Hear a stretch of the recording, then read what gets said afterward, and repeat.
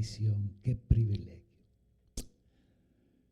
Me hubiera gustado enseñar sobre Daniel, pero pues tenemos una parashá tan hermosa, tan linda, que vamos a ceñirnos a la parashá.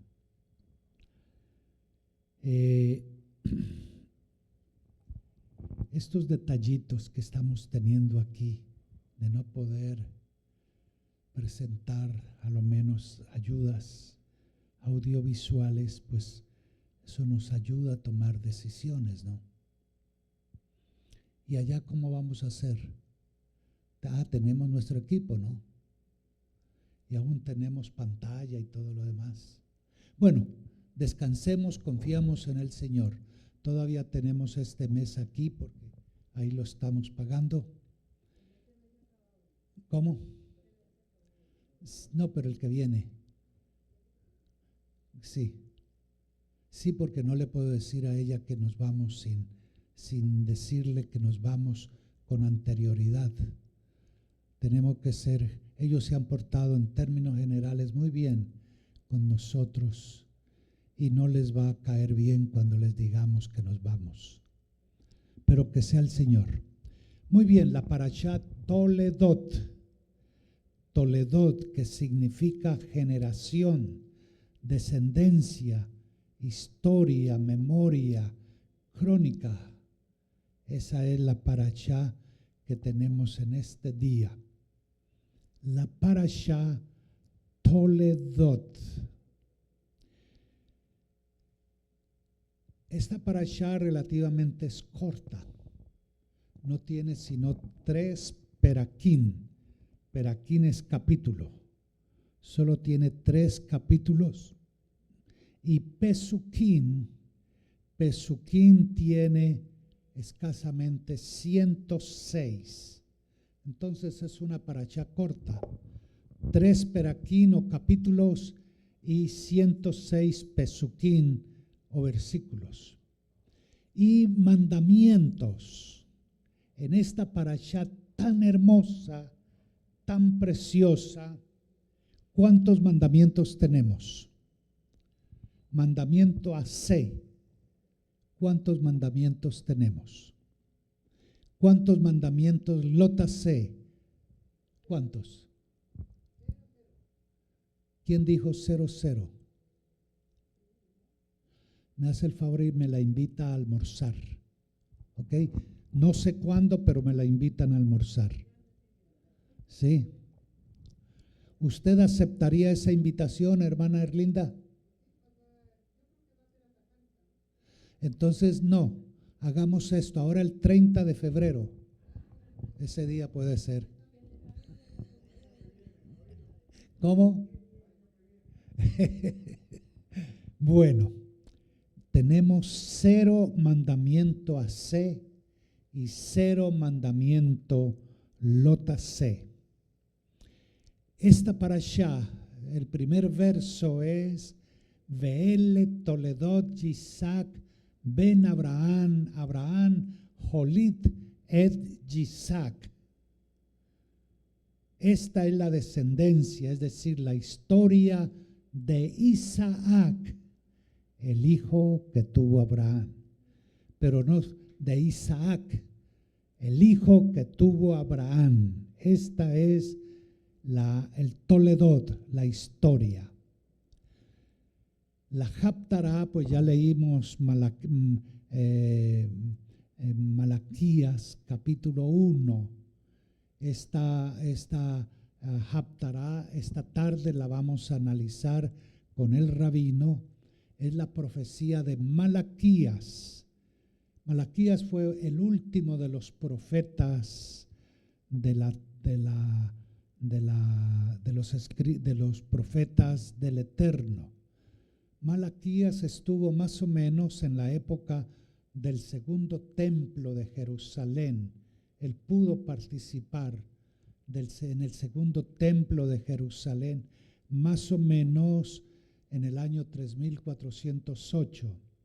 Este libro vale la pena estudiarlo, leerlo, porque allí se reprocha en nombre de Dios de una manera muy, muy severa a los Kohanim, a los religiosos que cumplían su obligación, los preceptos, pero de una manera no linda, no buena, de una manera despectiva.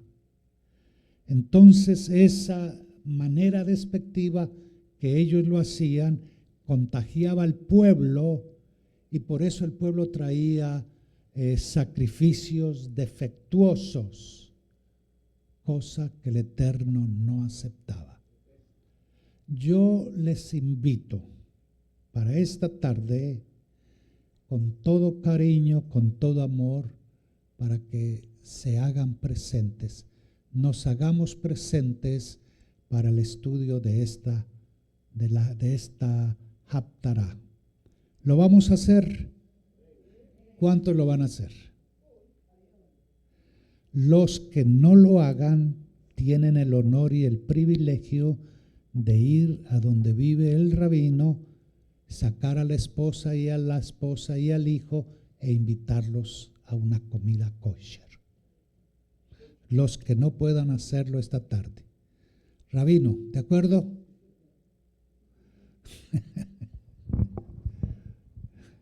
Perdón. No, es que imagínense, si no lleva. Bueno, he tomado una decisión, y es que voy a buscar otro rabino que enseñe los escritos apostólicos. Voy a tener que invitar a otro rabino, porque a este rabino, el que han nombrado ustedes para que enseñen, ustedes le han dicho que no, porque no asisten. Muy poquitos. Muy poquitos. Entonces, rabino, vamos a buscar otro rabino para que enseñe, especialista en escritos apostólicos, para que enseñe. ¿De acuerdo?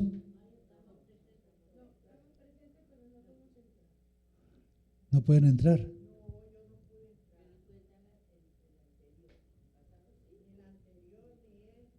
No.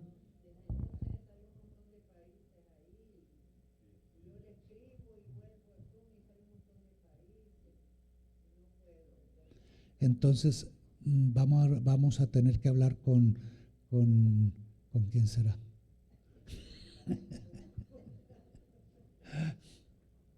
Bueno, no, vamos a mirar cómo arreglamos eso. Sí, porque eso no puede ser. Sí.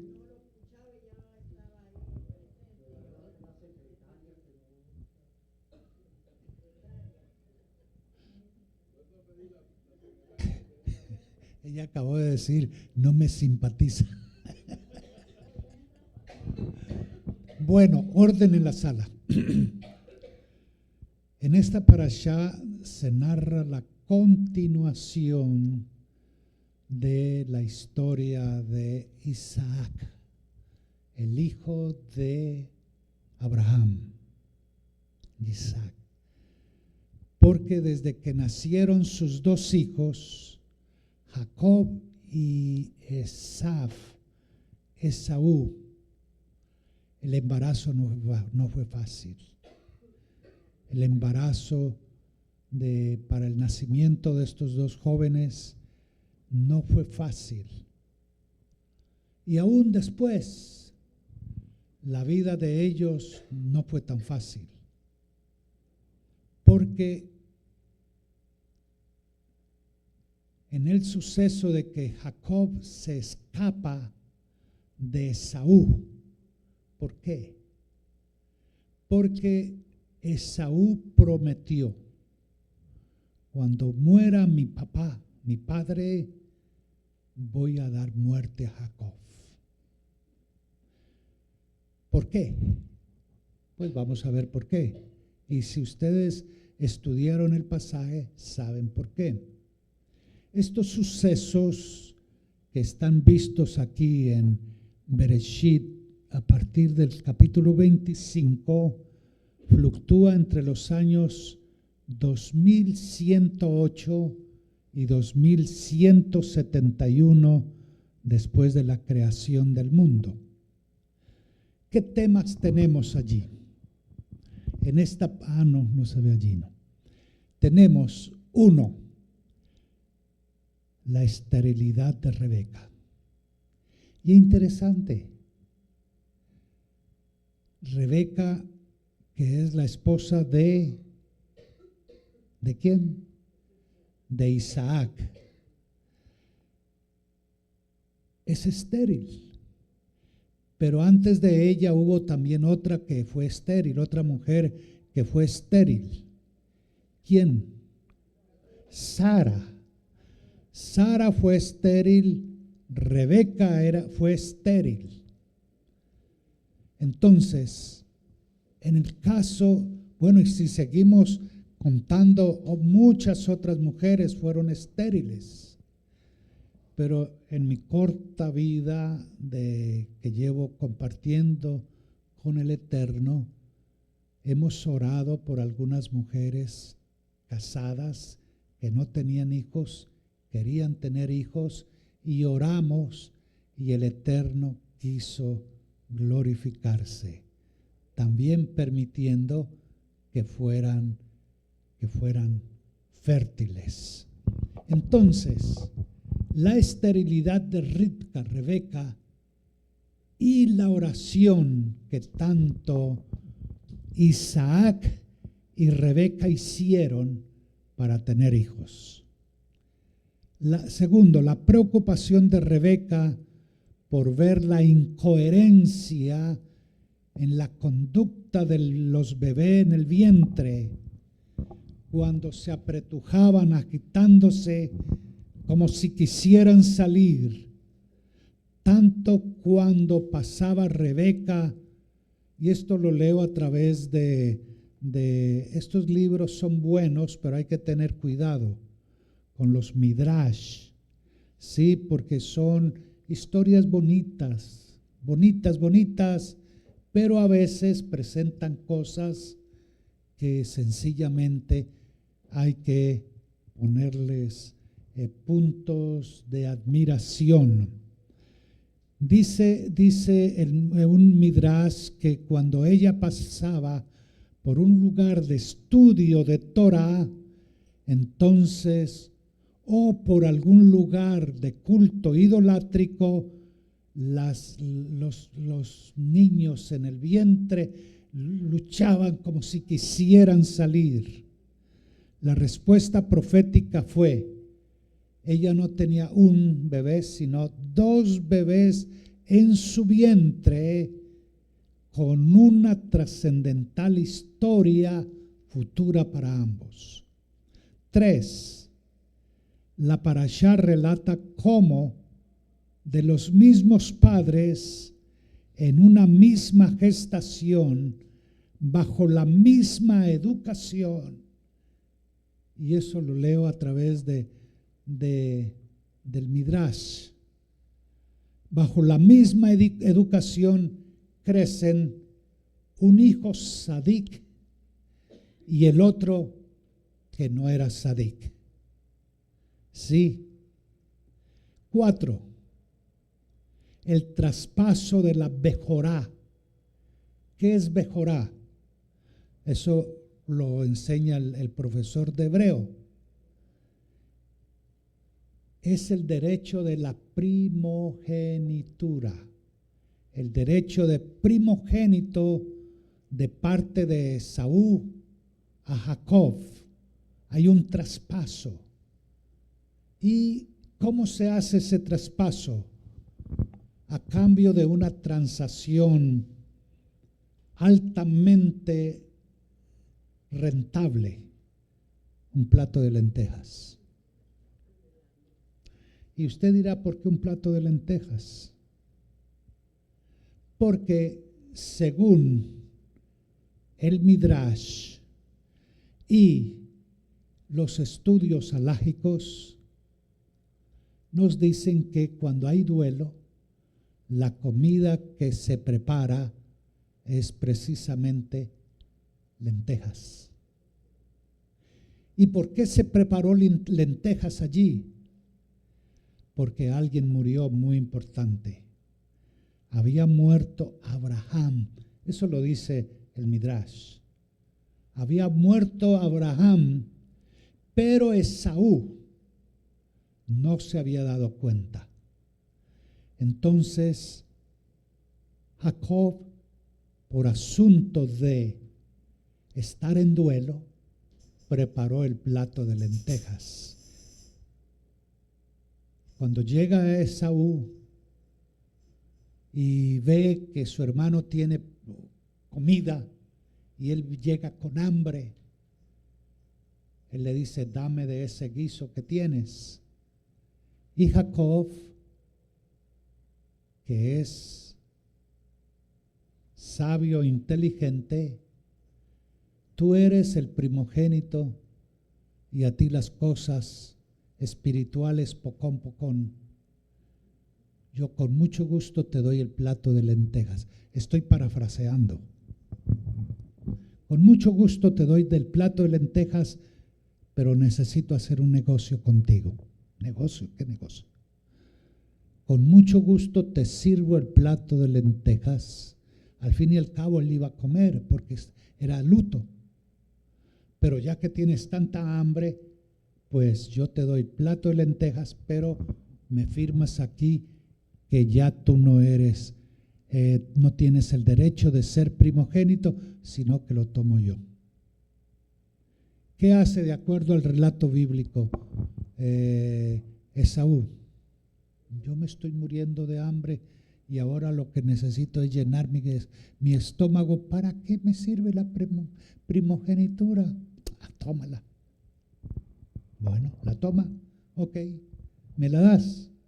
Y él que sí sabía qué era y por qué era bueno tener de ser primogénito, lo tomó. Quinto, una de las 10 hambres más graves de la historia sucede en la época de Isaac. Y eso lo leemos también aquí en el ¿cómo se llama este libro? Midrash. Dios le advierte no salir de la tierra santa, porque él quería salir, porque había escuchado que cuando vino esa hambruna tan grande en el tiempo de Abraham, de su padre, se había ido para Egipto. Pero Dios le advierte no salir de la tierra santa por la santidad en la obediencia y también por la aquedad. Porque el que fue como sacrificado fue él mismo. Y eso le dio mucha santidad. Por lo tanto, no podía salir de la tierra. Sexto, hay algo aquí interesante y es la extraña historia de los pozos de agua entre Isaac y los filisteos, que representa según la Cábala también. Esto viene de acá del Midrash. Representa según la Cábala sucesos importantes en el futuro con el Bet Hamikdash de Jerusalén.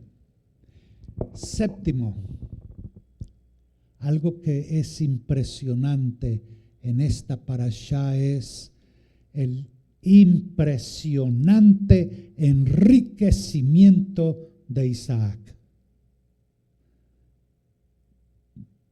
Y eso trajo problemas ante los vecinos filisteos, al nivel que le pidieron que se retirara del país. Ahora, esta situación del enriquecimiento de Isaac, mirando la historia, el pueblo más rico, en el mundo. Los que manejaban, cuando yo vine a este país, los que manejaban el imperio económico en este país, ¿saben quiénes eran en esa época? Los judíos. Y ahora mismo, los judíos. E Isaac, enriquecido en una manera impresionante. Entonces, hoy mismo se puede repetir la historia cuando los antisemitas creen que por la culpa de la riqueza del judío, ellos se empobrecen. Y eso es mentiras.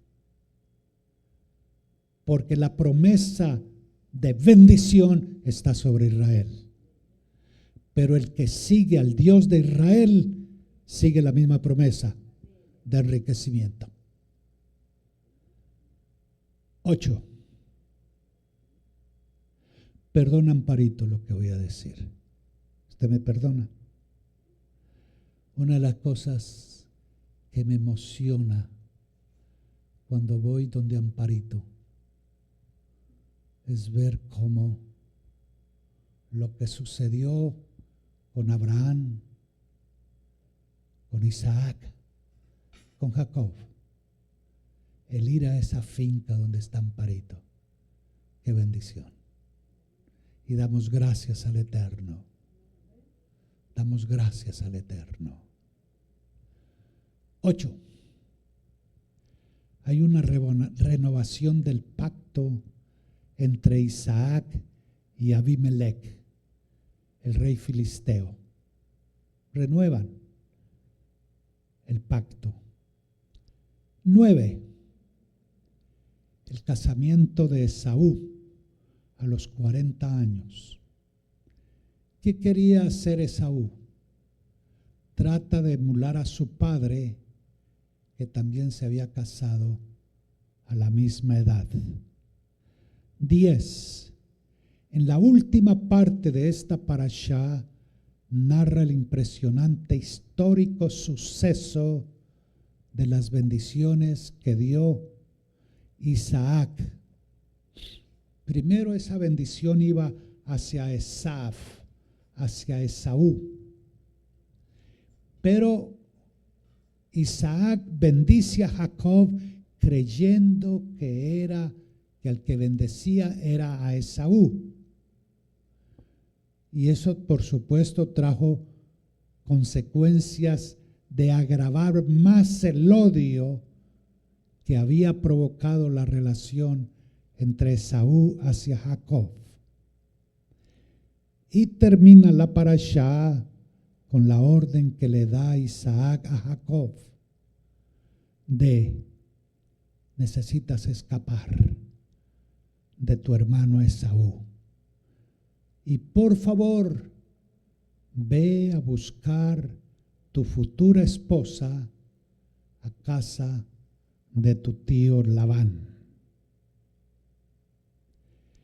Entonces, hemos dicho, esta parashá comienza con el difícil embarazo de Rebeca, esposa de Isaac, y la preocupación por la extraña sensación que sentía al tener en su vientre a los futuros prominentes personajes que narra esta parashá.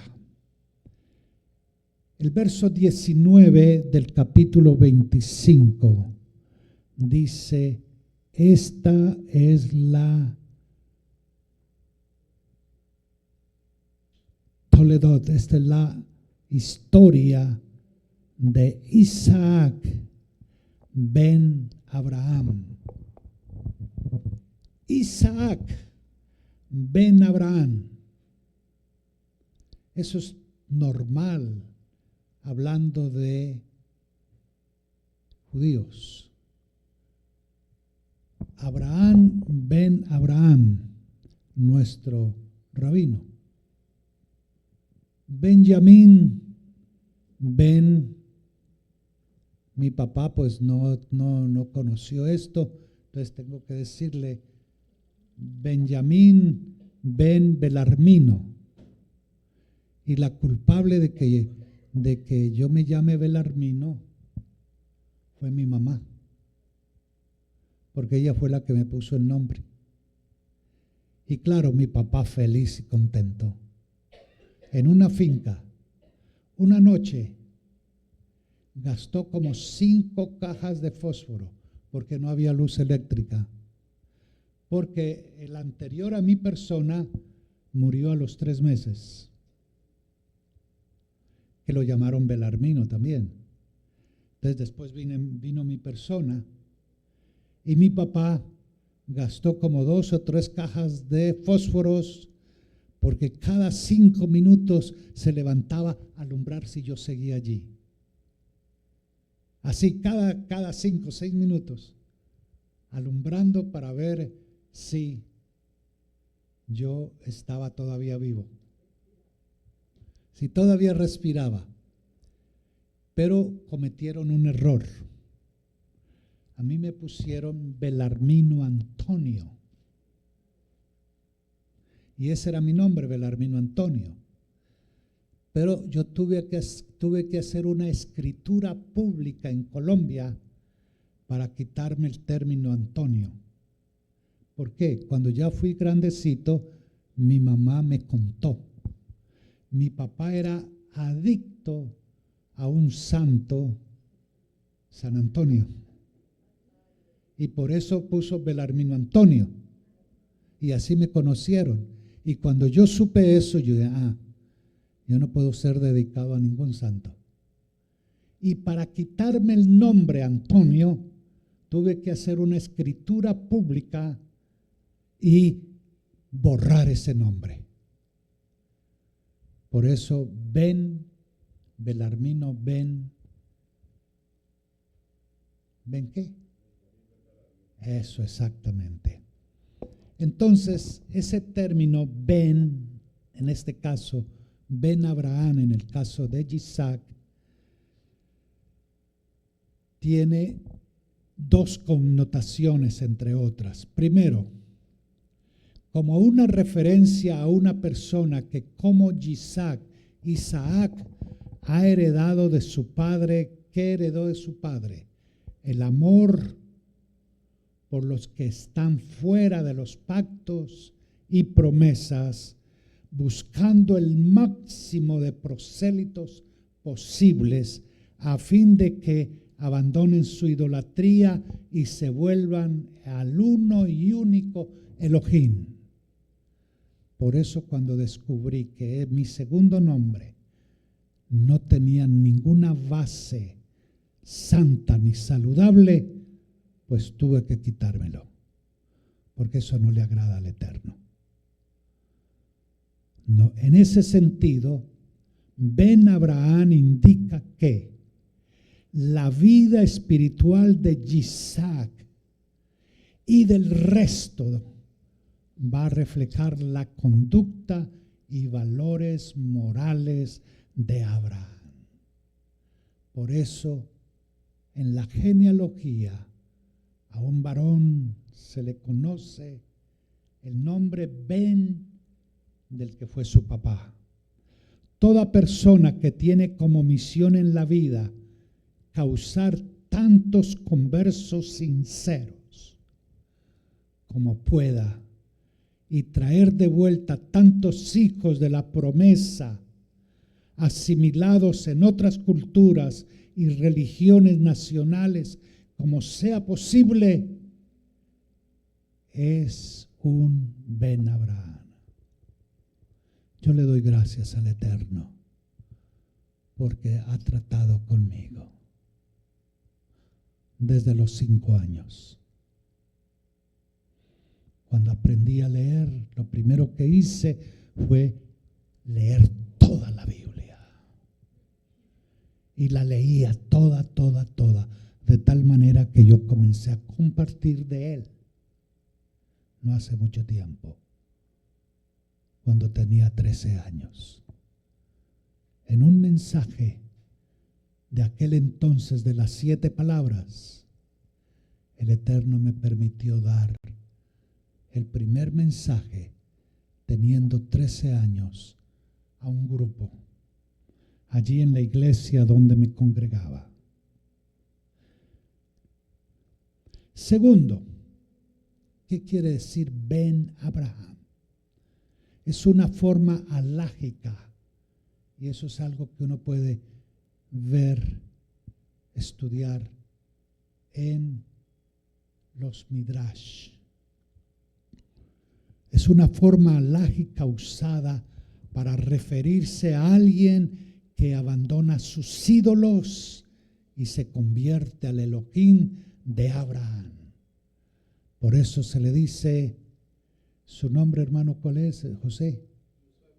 Yosef ben, mira qué bien. Y en él cabe, ¿por qué? Porque él abandonó los ídolos y se ha convertido al Elohim de Abraham, de Isaac, de Jacob, siguiendo los pasos de nuestro padre Abraham y los pasos de nuestro Mashiach. Abraham antes fue idólatra, pero él se convirtió a monoteísta. Usted también fue idólatra, pero se convirtió al monoteísmo. Ahora, si es varón, se conoce como Ben Abraham Avino. ¿Y la mujer cómo se conoce? Si es mujer, se conoce como Bat Abraham Avino. Bat. Ben para el hombre y Bat para la mujer. El verso 20. El verso 20 dice, Isaac tenía 40 años. Tenía 40 años cuando se casó con Ribca, Rebeca, que era hija de Betuel y hermana de Labán. Betuel y Labán eran arameos de Padán Aram. Tenía Isaac 40 años cuando tomó por mujer a Ribca, 40 años. La halajá, está hablando de la halajá, establece que el hombre judío debe casarse a los 18 años. Debe casarse a los 18 años de edad. Sin embargo, aquí nuestro padre Isaac esperó hasta los 40 y solamente entonces a los 40 contrajo matrimonio. Si la halajá dice que a los 18, ¿por qué Isaac tuvo que esperar a los 40? Podemos hacer esa pregunta, ¿no? La verdad es que si un hombre tiene un llamado especial del Eterno y considera que debe esperar más tiempo para casarse, sin desviar su atención al cuidado de una esposa y la familia, pues él puede hacerlo y no peca. Aun cuando existe un mandamiento, ¿cuál? Sea fructífero y multiplíquese. Sean fructíferos y multiplíquese. Pero si se ha dedicado a estudiar la Torá y el servicio especial al Eterno, pueden en circunstancias especiales demorar al matrimonio. Sí. Isaac prefirió que esperar. Isaac prefirió esperar. ¿Por qué? Y esto lo leo es aquí, en los Midrash, que Isaac estaba en una yeshiva. Estaba en una yeshiva hasta tener suficiente conocimiento de la Torá sin interrupciones, y luego él decidió casarse.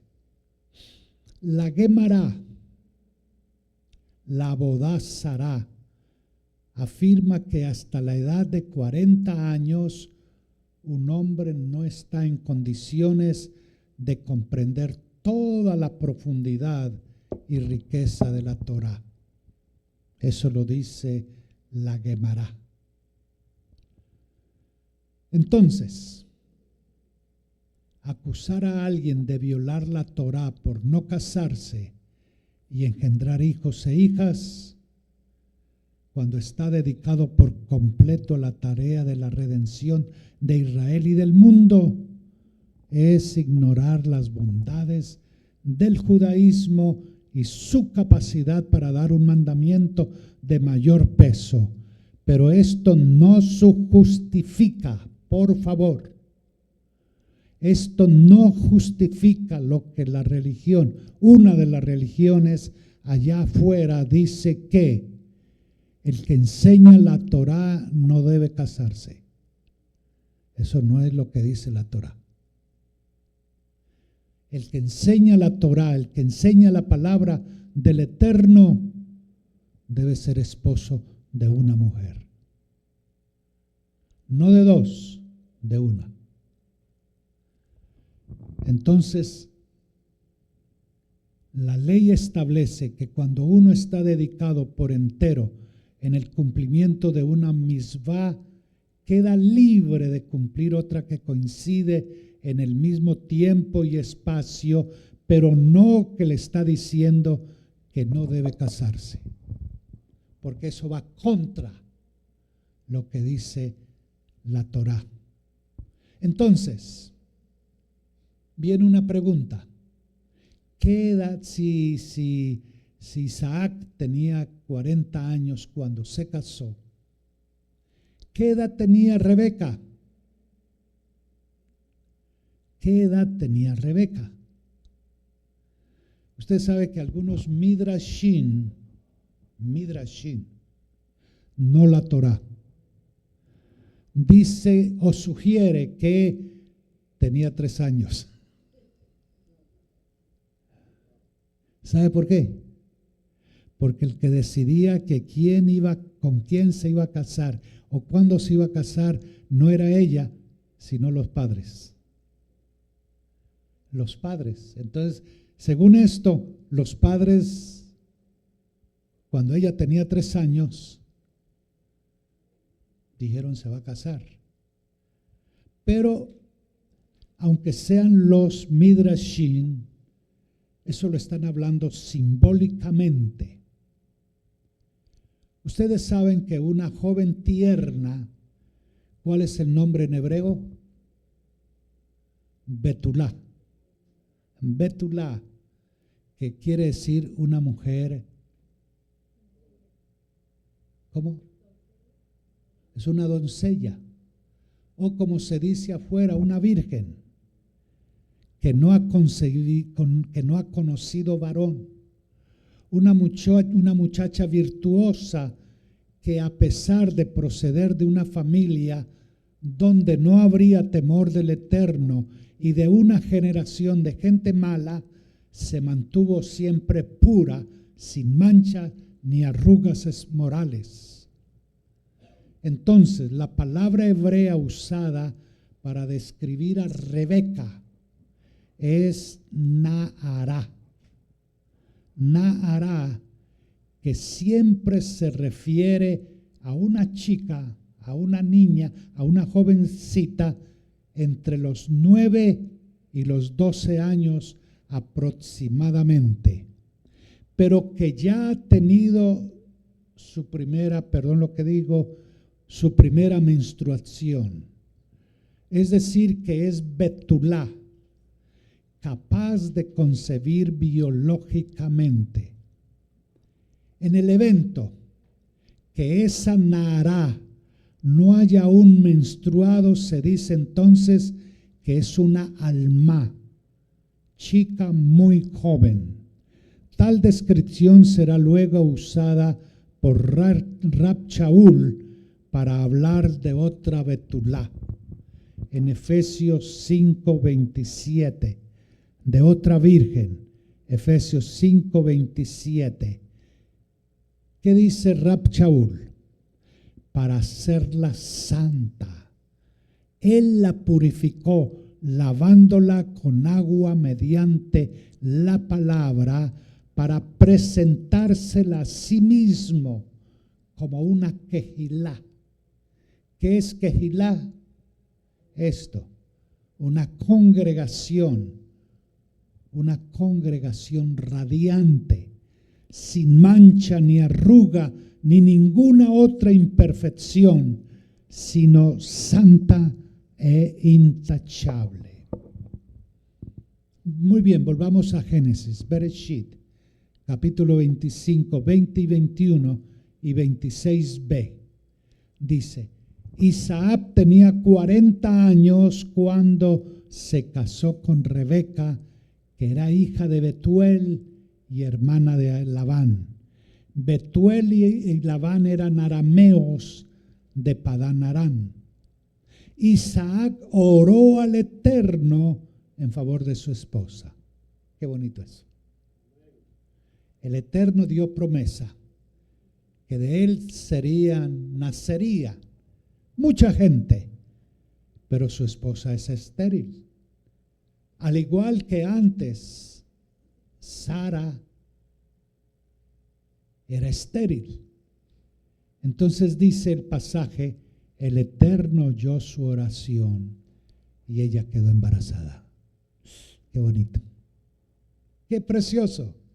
El Eterno oyó su oración y ella quedó embarazada. Cuando nacieron los mellizos, ¿qué edad tenía Isaac? Habían orado, clamado por 20 años. Cuando queremos algo, ¿cuánto tiempo oramos? ¿Por cuánto tiempo? ¿Cuánto tiempo hay que orar antes de recibir la respuesta? Siempre hay que dar gracias al Eterno. Siempre. Pero el Eterno va a dar la respuesta. Pero hay que clamar. Clama a mí y yo te responderé, dice el Eterno. Entonces, ¿cuánto tiempo hay que orar antes de recibir la respuesta? Isaac era un hombre de oración. Y por 20 años oró. Porque cuando tenía 60, tuvo la respuesta. Cuando Eliezer estaba volviendo de su misión de buscarle una esposa, ¿qué estaba haciendo Isaac? Estaba en el campo. ¿Qué estaba haciendo Isaac? Meditando. No estaba haciendo meditación trascendental, yoga o algo por el estilo, no. Aunque esas prácticas pudieran contener algo bueno, hay algo bueno. Pero esas prácticas, yoga o algo por el estilo, no son hebreas. Y yo diría que hay que rechazarlas. Isaac salió al campo por la tarde para estar solo con el Eterno y pensar profundamente sobre las cosas importantes de la vida. Déjeme compartir alguna experiencia personal. Yo les participé cuando vine a este país y entré a trabajar en la industria siendo pastor. Me dieron oportunidad de trabajar secularmente. Y yo les conté la historia. No hay nada malo en barrer, trapear Y entonces me ofrecieron esos puestos. Gracias al Señor. Pero yo no sentí que ese era mi puesto. Entonces me dijeron, sí, hay una oportunidad para vender seguros. Seguros de vida y de salud, estando en Texas. Y doy gracias al Señor. Comenzó a irme tan bien, que yo le tuve que decir al Señor, Señor, yo no vine a este país para ganar dinero. Para eso yo estaba en Colombia. Era pastor de una de las iglesias más grandes de los bautistas. Y yo no recibía dinero de allí, porque no lo necesitaba. Trabajaba en la industria ¿de qué era lo que trabajaba en Colombia? En la industria de la farmacéutica. Me iba tan bien que trabajaba para la compañía que mejor pagaba, Eli Lilly, especialista en productos oncológicos. Pero yo les participé, a mí me regalaron la visa para venir a este país, sin pedirla. Y cuando llegué a Texas, me fue tan bien en ventas de seguros de salud y de vida, que yo un día le dije al Señor, yo no vine a este país por esto. Y ahí fue cuando escribí, Belarmino viaja por Estados Unidos, México, Centro y Suramérica. Lo último que veía era ese letrero y lo primero que veía era 3 meses, dándole gracias al Señor, porque me permitía ir y entregar la palabra. 3 meses. Y había alguien que me buscaba por 6 meses. ¿Cuánto tiempo hay que orar? En esa ocasión por 3 meses. Porque había alguien que llevaba 6 meses buscando. Y gracias al Señor. Nunca he visto tanta Biblia llegando a la gente como cuando entré a la Sociedad Bíblica Unida y después a la Sociedad Bíblica Internacional. Llegar a países donde no querían saber nada de la sociedad bíblica, pero el Señor comenzaba a hacer los milagros. El orar, el clamar, el buscar. Entonces Isaac salió al campo por la tarde para estar solo con el Eterno. Y el hecho de que la Torá menciona que fue por la tarde ha creado la idea de que él, a través de él se instituyó lo que se conoce como minjá. El shaharit, ¿por quién? Por Abraham. Y la noche, por Jacob. La minjá, la importancia de orar. La Torá dice que Abraham se levantaba por la mañana, eso lo dice la Torá, de lo cual viene la práctica de lo que ya dijimos. En la mañana, el shaharit. Más adelante, ya lo vemos, el minjá, y en la noche, Jacob, el arbit. La oración es la manera de comunicarnos con el Creador. Sirve para bendecir, sirve para que nos desahoguemos, sirve para recibir fuerzas, sirve para entrar en equilibrio, sirve para interceder por otros, pedir ayuda, orar, orar y orar. Isaac es un ejemplo de ellos. Su esposa rica, Rebeca, era estéril y humanamente era imposible que tuviera hijos, como lo fue con Sarai, Sara. Pero las promesas a Abraham podrían ser cumplidas si el único hijo de la promesa tenía una esposa estéril. Era estéril. La única manera de poder resolver esa crisis, ¿cuál era? Orar, orar y orar. En lugar de sentarse con los brazos cruzados, esperando el cumplimiento de la promesa, ¿qué hizo Isaac? Oró. Y oró con su esposa. El texto hebreo usa aquí una palabra interesante. Y es la palabra hebrea valleatar. Valleatar. Esa palabra valleatar significa orar intensamente, orar insistentemente, abundantemente, vehementemente.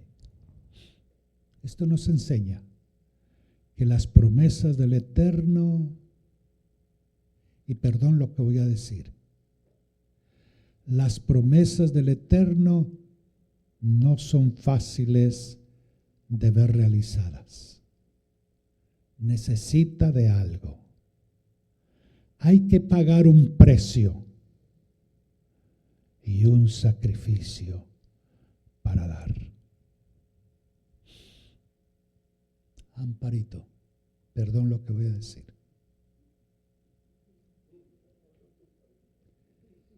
Ella y su esposo iban donde nosotros nos reuníamos en la Flagler. Antonio, médico. Y yo no sabía que él era médico. Nunca me lo dijeron. Y siempre lo traté como Antonio. Y un día Amparito nos llamé y Amparito me dijo, Antonio está en el hospital. Lo van a operar, le van a cortar la pierna, el pie. ¿Y eso?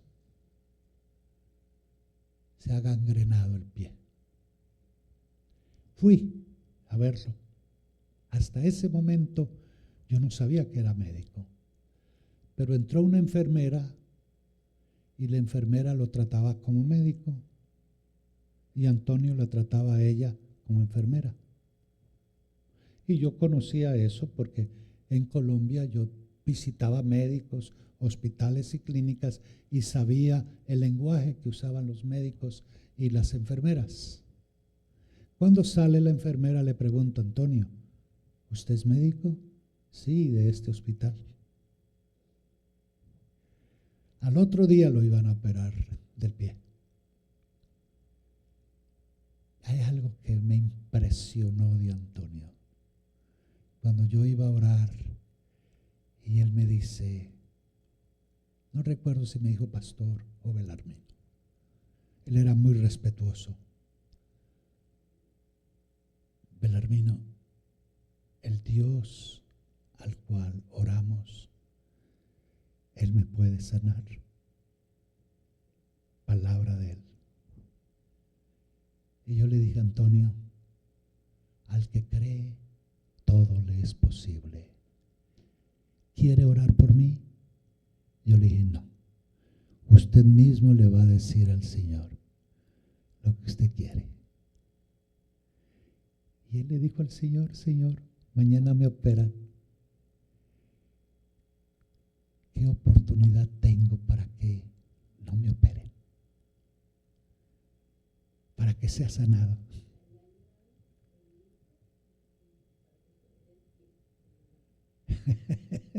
Imagínense. Entonces, oró, dándole gracias al Señor, porque Dios era el sanador, por lo que hizo Yeshua en el madero. Terminó de orar, entonces, como ya había orado, yo le di gracias al Señor por la oración que su hijo Antonio hacía. ¿Qué sucedió al otro día? Llegó el anestesiólogo y creo que le puso la anestesia, pero cuando llegó el cirujano y vio que el piecito no estaba amoratado, estaba con la piel normal, no lo operó.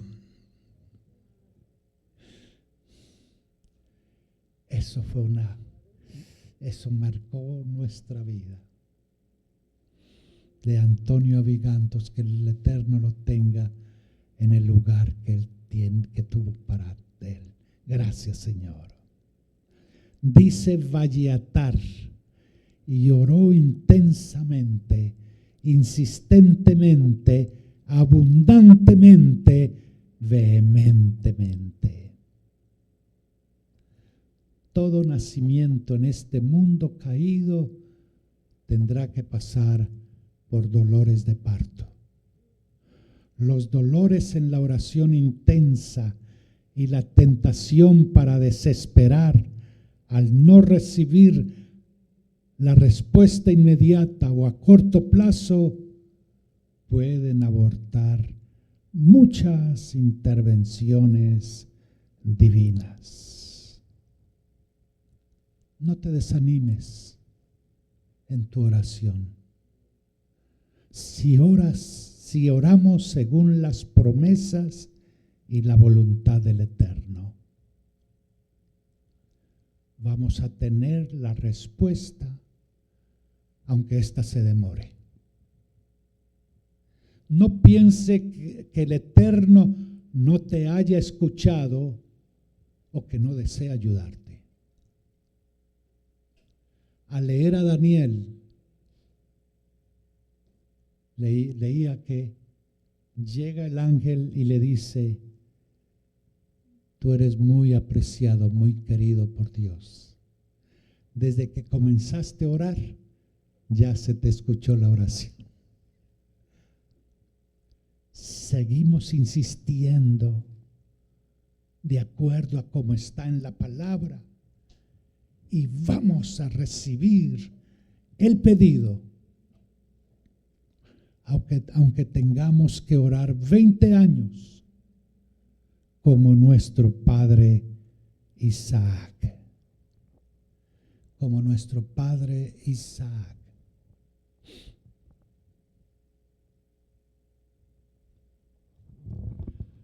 Yo les participé de esta experiencia que marcó mi vida cuando estaba trabajando con la Sociedad Bíblica.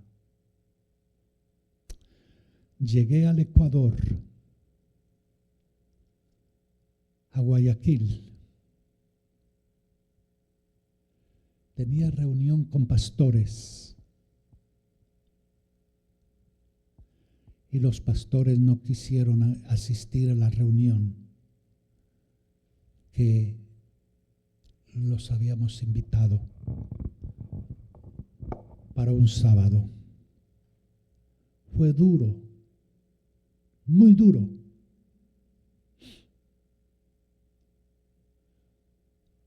Cuando pregunté por qué los pastores de Guayaquil no quisieron venir a la reunión que los habíamos invitado,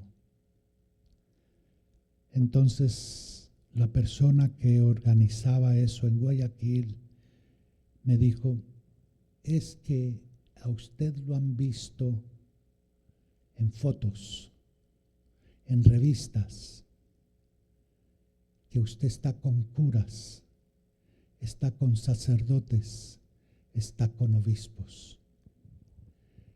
Y nosotros no podemos estar con nadie que sea ecuménico. El ecumenismo no lo aceptamos.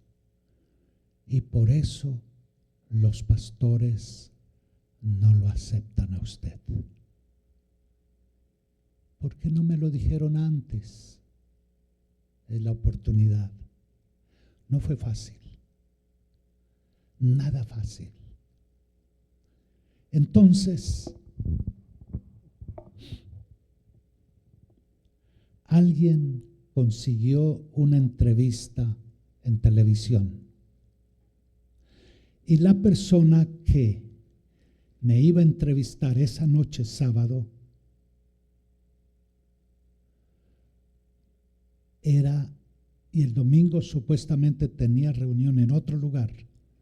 Entonces, esa persona que me iba a entrevistar se conocía en Ecuador y en Guayaquil como el ateo más grande del Ecuador. Y me iba a entrevistar a mí, un ateo, para que yo hablara de la Biblia que estábamos introduciendo, la Dios habla hoy. Oré ese día, cuando me dijeron que el que lo va a entrevistar es un ateo renombrado. Cuando fui, 5 minutos de entrevista por televisión.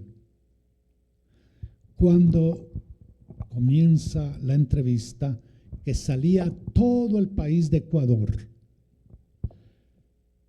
la primera pregunta que me hace: ¿es usted de esas personas que hablan de Dios, que Dios hace milagros?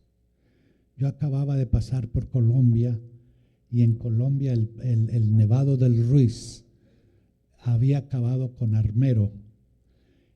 Y eso fue la noche anterior del viernes. Entonces, ese sábado en la noche volvían a pasar de Armero y este señor arrogante: ese es el Dios que usted predica, un Dios que se da el lujo de acabar de una con no sé cuántas personas murieron en Armero. De ese Dios es que usted habla. Y yo le dije: mire, antes que suceda una catástrofe, el Eterno habla, anuncia. Yo vengo de Colombia, por todas las emisoras, radio y televisión, se hablaba del peligro que venía si la gente no se movía de donde estaban, porque iba a venir algo muy, muy grave. Por una semana pasé por Colombia y ese era el anuncio en la radio y en la televisión. Por lo tanto, antes que Dios haga algo, Él lo anuncia y lo dice aquí a sus profetas. Dios estuvo anunciando, pero no quisieron escuchar. El Dios que yo proclamo es el Dios de amor, es el Dios que guarda, cuida, protege. ¿Sabe lo que sucedió? Eran 5 minutos y este señor llamó a los jefes y dijeron: ¿podemos seguir con este señor unos 30 minutos más? 30 minutos más para hablar del Dios que es amor, que es esperanza, que es vida. Al otro día, domingo, tenía reunión con otros pastores. Cuando llegué, no cabía la gente. No cabía en el lugar que habíamos rentado. Y todo el mundo pidiéndome perdón. ¿Pero por qué? Porque pensamos de usted, hablamos de usted sin conocerlo. Nunca se había visto en Ecuador que una estación secular tuviera 30 minutos adicionales para escuchar a un hombre que habla de Dios. Por eso, perdónenos. En esa ocasión, no recuerdo cuántas Biblias vendimos, no solo en Guayaquil, sino en todo Ecuador. Entonces, la oración, el orar, el clamar, el no llevar las cosas, problema, sobre uno, sino echarlas sobre el Eterno, porque Él tiene cuidado. Él tiene cuidado de nosotros. Bueno, yo no sé por qué me fui por acá, pero Shabbat Shalom. Damos gracias al Eterno por estos momentos bellos, hermosos. Shabbat Shalom.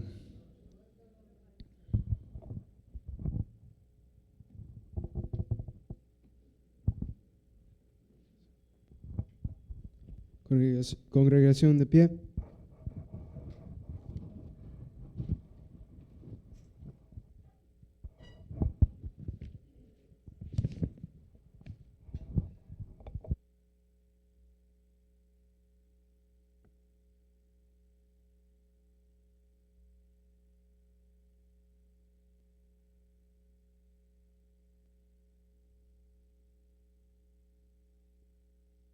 Bendición por la congregación.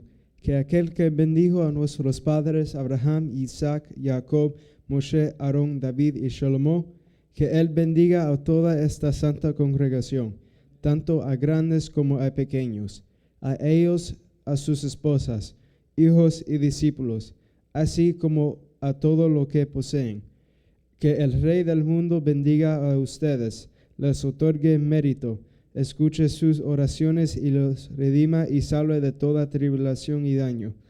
Que la palabra del Eterno les conceda respiro, que les proteja y que extienda sobre ustedes la azúcar de su paz. Que implante en sus hijos el amor, la hermandad, la paz y la amistad. Que aleje de sus hijos el odio gratuito. Que quiebre el yugo de los pueblos de sus cuellos y que haga que en ustedes se cumpla lo que está escrito, que el Eterno de sus padres incrementará a ustedes 1000 veces más y les bendecirá tal como les dijo. Que así sea su voluntad. Amén.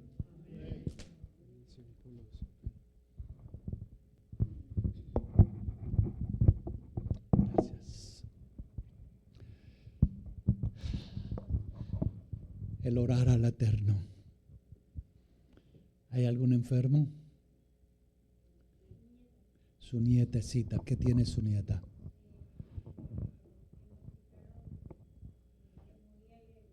Ok.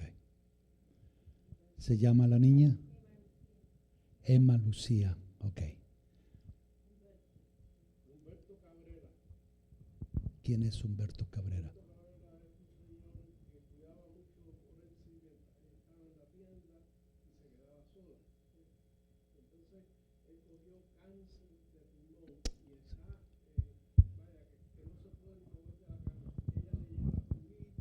Ok. ¿Cómo se llama él? Humberto. Humberto Cabrera. Pues vamos a darle gracias al Señor por Emma Lucía, Humberto Cabrera y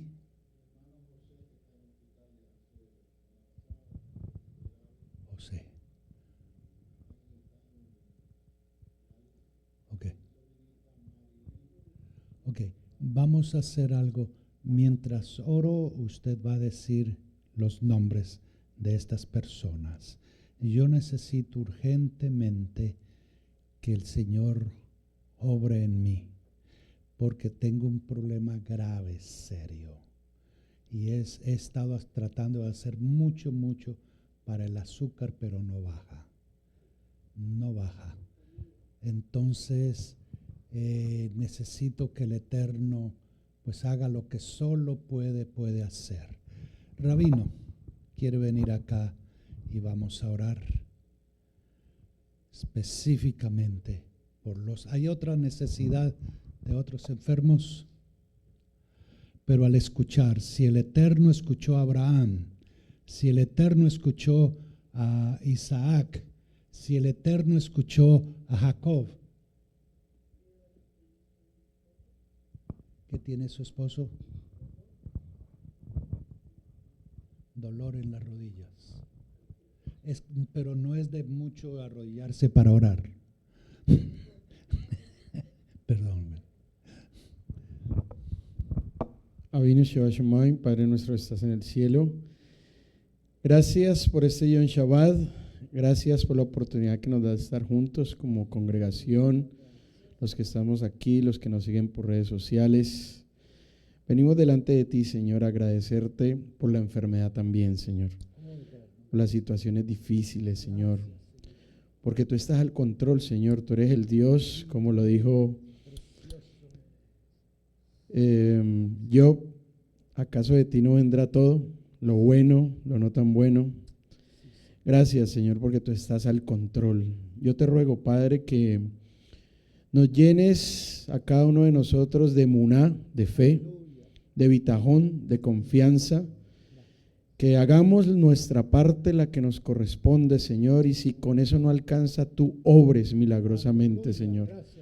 Que cada enfermedad, que cada situación que no sea tan buena sea una oportunidad para que podamos seguir viendo tu gloria, Señor, que sea tu gloria manifestándose en cada uno de nuestros enfermos, Señor, que esos milagros tuyos sigan, Señor, vivos en cada uno de nuestros enfermos, cada uno que tiene una necesidad física, emocional, espiritual, que sirva esta oportunidad para que volvamos nuestros corazones, nuestros rostros a ti, para que, como nos lo enseña esta porción, clamemos sin cesar, Señor, para que podamos clamar a ti, Señor, y tú, que eres el único que escucha las plegarias, tengas a bien responderlas favorablemente, Señor, que por los méritos de ese hombre que pagó un precio de sangre por cada uno de nosotros y que llevó al madero todos, Señor, e incluso nuestras enfermedades, podamos ser sanos, Señor, podamos seguir testificando, Padre, de que tú estás con nosotros, de que tú eres nuestro sanador, nuestro cuidador,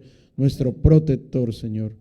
Por eso te agradecemos también por las situaciones de enfermedad, porque confiamos que es una oportunidad para que tu gloria se manifieste.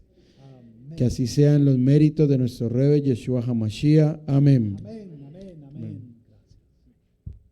Amén. Ahora llamamos a nuestra hermana Melba a dar bendición por el Maaser y Sedaká.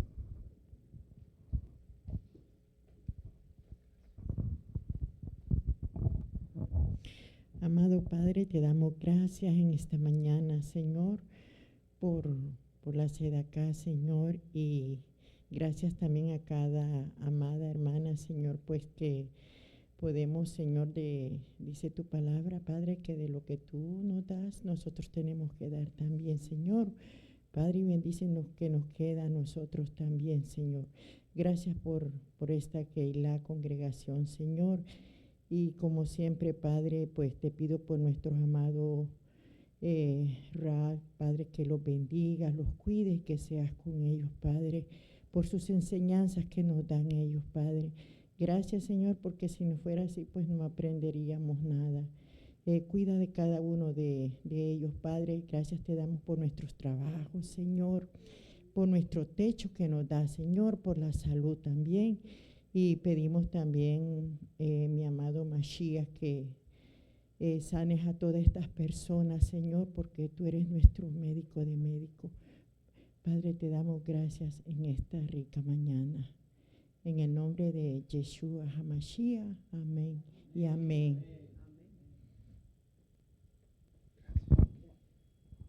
En 5 minutos preparamos para el Kiddush.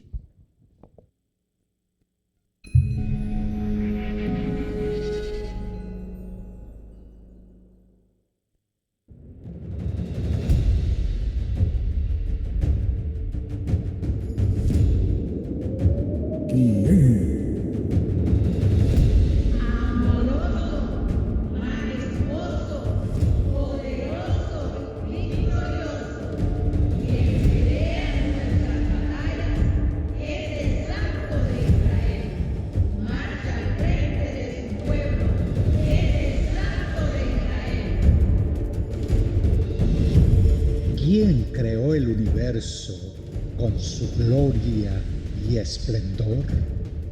Y en la tierra al primer hombre en el Edén colocó, Después envió un diluvio y así, con mucho dolor, solo a Noé y su familia y animales rescató. Amoroso, majestuoso, poderoso y victorioso, quien pelea nuestras batallas es el Santo de Israel. Marcha al frente de su pueblo, es el Santo de Israel. ¿Quién nos envió a Yeshua, su amado Hijo, a rescatar lo que se había perdido y a traernos libertad? Nadie puede hacerle frente a su eterna majestad, pues es el eterno, el santo, la suprema autoridad. Quien pelea nuestras batallas es el Santo de Israel. Marcha al frente de su pueblo, es el Santo de Israel. ¿Quién derribó las murallas de Jericó? ¿Quién respondió a Yehoshua cuando éste proclamó: Sol, detente en Gabaón, párate luna en el valle de Ayalón? Fue el Eterno, el victorioso, digno de todo honor. Amoroso, majestuoso, poderoso y victorioso, quien pelea nuestras batallas, es el Santo de Israel. Marcha al frente de su pueblo. Es el Santo de Israel. ¿Quién sacó a Israel de Egipto y al mar rojo dividió? Los guió por el desierto, los cuidó con mucho amor, les envió maná del cielo y escuchando su clamor, desnudó su santo brazo, del peligro los libró. Quien pelea nuestras batallas es el Santo de Israel. Marcha al frente de su pueblo, es el Santo de Israel. Él es Abba, es mi Padre, digno de todo honor, y Yeshua, su Mesías, de su gloria el resplandor. Y si seguimos contando, nunca vamos a acabar, pues sus obras continúan por toda la eternidad.